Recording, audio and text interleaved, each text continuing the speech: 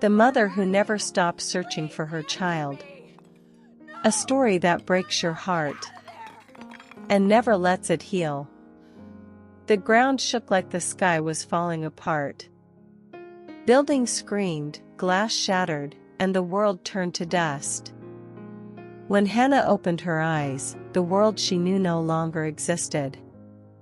There was silence, that heavy, cruel silence after disaster. Her ears were ringing, her hands trembling as she clawed her way out from under the collapsed roof. Her home. Gone. The street she grew up on. Gone. She tried to stand, but her knees gave out. Then she remembered, my son. My baby. Her scream tore through the debris-filled air. Kenji. Kenji. Where are you? She stumbled through the ruins with bleeding hands, tearing at the broken wood and concrete with desperate strength no human should have. Her heart beat louder than the aftershocks. Every few seconds she paused, listening, hoping to hear a cry, a whisper, anything. But there was nothing.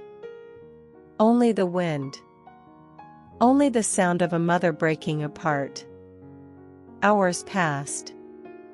The rescue teams came.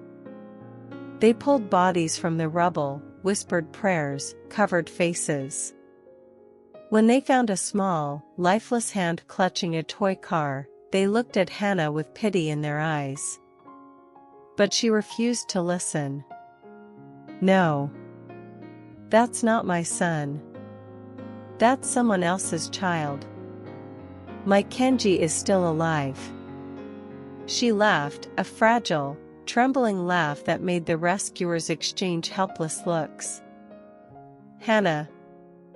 One of them whispered, your husband. And Kenji. They didn't make it.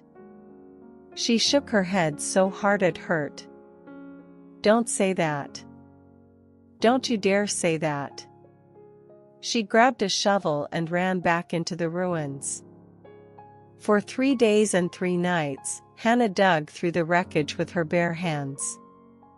When her nails broke and bled, she kept going. When her body gave up, her heart did not. Rain fell. Cold. Relentless. She didn't feel it. All she could see was her son's smile, all she could hear was his voice, Mommy, look. I made you breakfast, echoing somewhere in the chaos. When they took her to the hospital, she screamed, fought, begged to be let go. She escaped the next morning. From that day on, Hannah wandered through the destroyed town, searching. Day after day. Month after month. Year after year. They called her the Mad Mother. A ghost in the ruins. A woman with tangled hair and hollow eyes who still carried a small blue backpack, her son's, wherever she went. Children whispered when they saw her. Adults turned away. But Hannah didn't see them. She only saw the shadows of what once was. Every morning, she placed a piece of bread and a cup of milk near the playground's broken swing. Kenji will come, she whispered. He'll be hungry. She waited, smiling faintly, humming the lullaby she used to sing when the world was still kind. Seasons changed. The town rebuilt itself. But Hannah never moved on. Her little house, the one still standing half-broken at the edge of town, became her shrine. The walls were covered with drawings, childlike sketches of a family holding hands under a blue sky. And in the center of it all, one picture stood out. A crayon drawing of a boy hugging his mother. Written beneath, in uneven letters. For Mommy, from Kenji. Every night she'd sit before it, whispering, I'll find you soon, baby. I promise. One winter morning, the snow came early. The air was heavy, frozen. Hannah could barely stand anymore, her body frail, her mind fading. But something inside her stirred. A feeling. A whisper. Go to the forest. She followed the voice, or maybe it was the wind. She didn't know. Her bare feet sank into the snow as she wandered past the town, past the fields, into the woods that bordered the mountain. Branches cracked beneath her. The cold bit into her skin. But she didn't care. Because she knew. Kenji was waiting. Hours passed. The snow fell harder. And then she saw it. A small shape half buried beneath the snow near an old oak tree. Her heart leaped. She rushed forward, tripping, crawling, sobbing, Kenji. Mommy's here. When she brushed the snow away, her trembling hands met something soft, a toy. A little teddy bear, worn and dirty, one eye missing, its fabric stiff with age. She gasped. That bear. She knew it. It was Kenji's favorite toy. He never slept without it. Her vision blurred with tears. She held the bear to her chest, whispering through chattering lips, Kenji. You waited for Mommy.